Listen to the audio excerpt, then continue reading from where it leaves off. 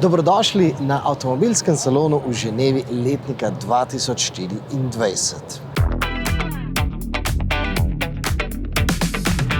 Ja, 5 let že nisem stal na tem mestu, pa je bilo to, da sem prišel sem, eno mojih prvih dejanj vsako leto, ko sem prišel sem v Ženevo. Namreč iz tega mesta se je vedno zelo dobro videlo, kako so se avtomobilske znamke razdelile razstavne površine.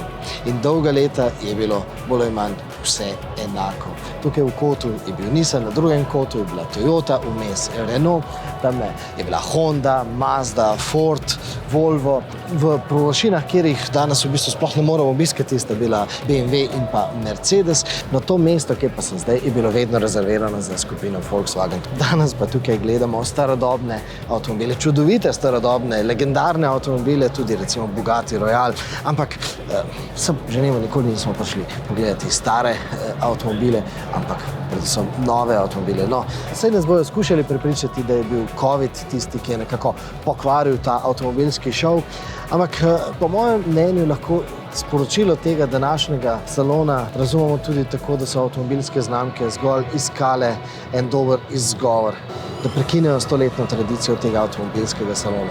Seveda se tukaj pojavlja vprašanje, zakaj bi sploh kdo želel prekiniti takšno tako bogato tradicijo. No, naj vam predstavim en dober, konkreten razlog.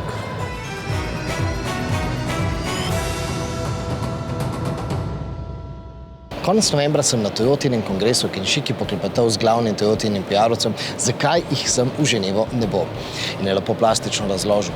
Nastop tukaj v Ženevi bi jih stal 4,5-krat več denarja, kot pa če sami organizirajo kongres, kakor še ni bil v Kenšiki. Seveda, to je bil dvodnevni dogodek za novinarje iz vsega sveta in na katerem so predvsem imeli čas, da so razložili preko svojih inženirjev in menedžerjev, kakšen je njihov pogled na avtomobilsko dogajanje nasploh. In seveda, za nas novinarje je bilo to izrednega pomena, zato ker smo res dobili številna nova znanja in to, da vam lahko bolj natančno povemo, kaj se dogaja v tem, je seveda bistveno bolj pomembno, kot pa če pridemo sem v Ženevo in potem obiskujemo tiskovne konference na 15 minut in potem na koncu lahko zapišemo samo Toyota ali pa Renault ali pa Pininfarina je predstavila ta pa ta model. Se pravi, sem smo ponovadi prišli novinarji narediti samo en spisek nekih novosti, ne pa vam ponuditi tudi neke dodane vrednosti. In verjetno lahko tudi na nek način grobo rečemo, da je krivda za tako klavaren propad avtomobilskega salona tukaj v Ženevi. Prav recimo v takšnem papirju, kjer smo novinarji dobili urnik tiskovnih konferenc, seveda na 15 minut. Verjetno je konec tistega obdobja, ko smo novinarji avtomobilske salone obiskovali zaradi avtomobilskih premier. Če pa me vprašate, ali menim, da to pomeni tudi konec avtomobilskih salonov, je pa moj odločen odgovor ne.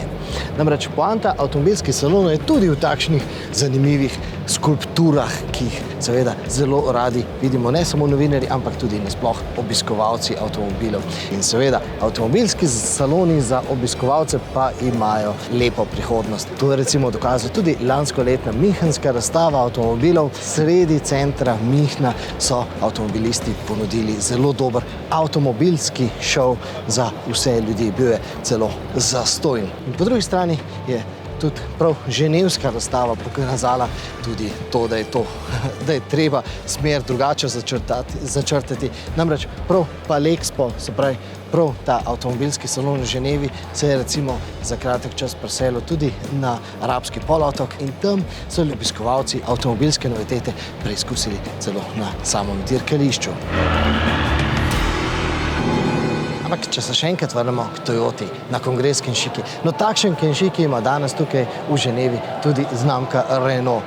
Bolj posilni razmer, ker namreč Renault je tukaj edina od te velikih avtomobilskih družb, ki tukaj v Ženevi razstavlja. Seveda niso planirali, da jim bo uspelo to narediti, da bodo tukaj praktično ekskluzivno imeli svoj šov, ampak tako se je nekako zgodilo. In tukaj imamo seveda zelo veliko priložnosti, da se pogovorimo z njihovimi inženirji in pa z vsemi menedžerji, tako da predlagam, da se lotimo in povemo, kaj smo se od njih tukaj naučili.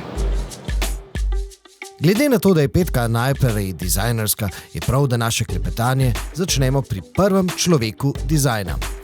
In če bi ocenili, da je petka zgolj vintage, potem bi našemu sogovorniku naredili krivico. Kajti 50 let stari detajli so namreč zgolj iztočnica za moderne ideje. There was a cooling grill on the bonnet of the car, for instance.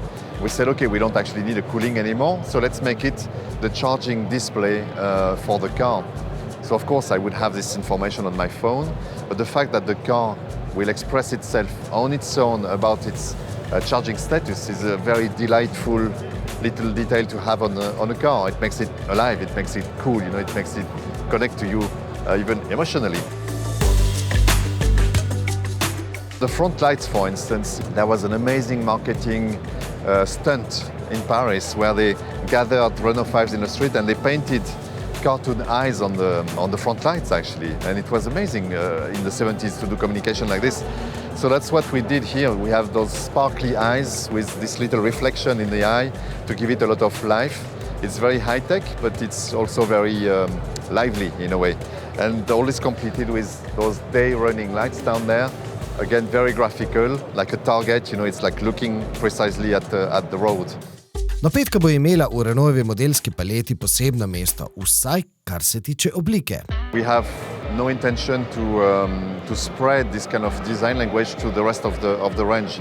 It's like we have what we call legendary icons. So we have this new R5, for example, and everything else is what we could call future icons. Tako bosta med oživljenimi ikonami tudi Twingo, do njega še pridemo, in pa seveda nova Katrca. Pri bodočih ikonah pa gospod, ki je prej oblikoval Peugeote, napoveduje korenitejše spremembe. I think we live in a world today where the change needs to happen fast. You can't stick to the same design DNA for too long. You can't even stick to it for one full generation. It has to evolve quickly, actually. The world is too fast not to evolve. So if you look at, for example, Scenic, Clio facelift, Rafale, maybe one or two other surprises before the end of the year, then the generation after will switch to a strong evolution of the design DNA. I can't tell which exactly at the moment, but yeah, there will be surprises.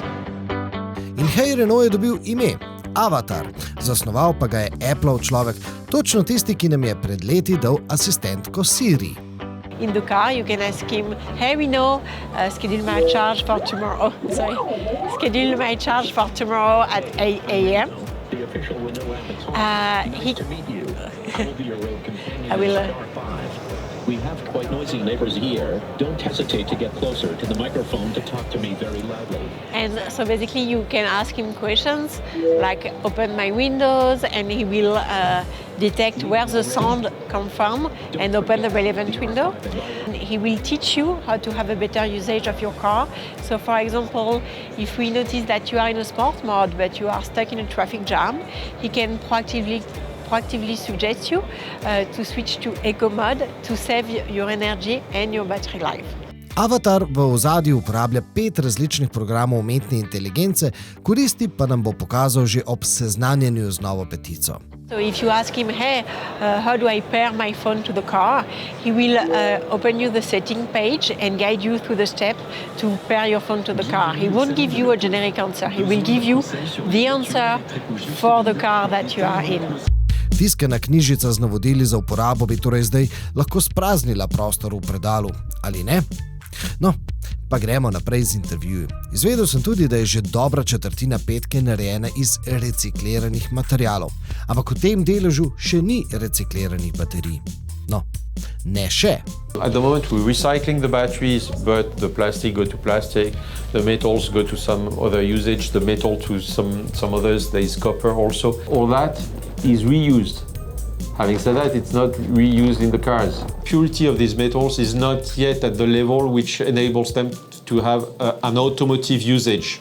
So they can have a usage, but not in a new car. We are working to make it happen, maybe at the end of the decade, I don't know, but that's where we are working. Recikliranje baterije je seveda tisto, kar bo poganjalo avtomobilsko industrijo v prihodnosti, ampak že tudi danes Renault služi s starimi baterijami.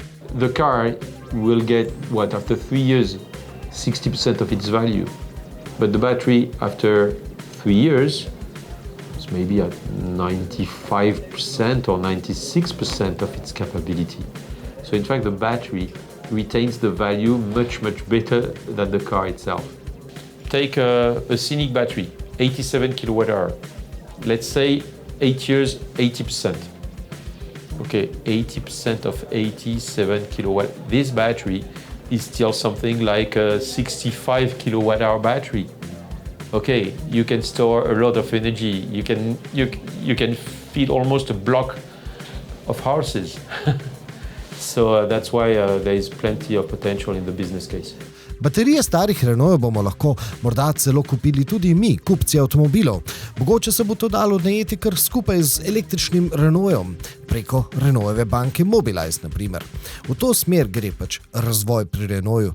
Pa mimogrede, tudi ta nova 5 naj bi omogočala napajanje naše hiše z elektriko iz avtomobila, seveda, ko bo končno enkrat že steklo privatno trgovanje z elektriko. No, 5 je zelo, rečemo temu, zabavno v kabini. Tisto, kar pa je zelo zabavno, pa so recimo takšni dodatki, kot je na primer držalo za francosko bageto, pa tudi recimo tale škatlica in pa takšni manjši materiali so narejeni iz 3D printane plastike. Med drugim lahko si naprintamo tudi unikatno šminko tukaj za prestavno oročko. Ampak vse te zabavne 3D printane dodatke za naš Renault pa so si pravzaprav izmislili pri Daci. We're having 8 factory-based accessories that you can put in the car, and the idea potentially is to make it open, to you get open sourcing potentially, you can get 3D printing. It's interesting, you're looking for the creativity from the others. Torej, pri Daci ustvarjajo bazo načrtov za 3D printane dodatkov za naše avtomobile, ki bi si jih lahko v teoriji naprintali kar sami doma. Ali bosta Renault in Dacia imela skupno bazo teh 3D načrtov? No, precej verjetno, ampak upamo pa lahko, da domači mojstri ne bodo doma naprintali kakšnih čudnih dodatkov. With Dacia we like to do simple stuff that makes a lot of sense. You can have a lamp that you put in your boot, for example. You can have a hook to put a handbag, for example. You can have we have a 3-in-1 part which gives you the ability to store stuff, put a lamp and a hook. So we're getting there, trying to put some smart, let's say, affordable solutions that really fit with the Dacia positioning. No, tokratna glavna premiera pri Daci pa bil dirkalnik za prihodnji Dakar. We also want to send a message that Dacia can be a cool brand, that Dacia can pretty much tackle some heavy-duty adventures, and what better adventure to do so than the Dakar. We're working with ProDrive as a technical partner, but we're also using some internal, namely people from the Alpine, and we also partnered with some top-level pilots. So as you know, Sébastien Loeb, Nasser Al-Attiyah and Cristina Gutiérrez. Ampak Dakar ni zgolj marketing. When we do something, it's never completely innocent. You know, there's always a link to what we'll have on our, let's say, production cars after. Dacia wants to be the leader in low-carbon mobility, affordable low-carbon mobility, and we would not have gone to the Dakar without synthetic fuels and e-fuels. So this was a strong statement we're making with the Dakar. Seveda sta glavni Daciini modelski novosti novi Duster, o njem bomo že kmalu temeljito poročali, pa tudi prenovljeni Spring. In kot kaže, so se pri Dacii zavedeli, da je bil prvi Spring bistveno premalo avto za evropske ceste. In moj prvi vtis je, da so zdaj popravili napake. Ampak zdaj pa k obljubljenemu Twingu. Na pogled bo tak kot tisti prvi, to originalni Twingo, ampak glavno vprašanje je, ali ga bodo izdelovali v revozu.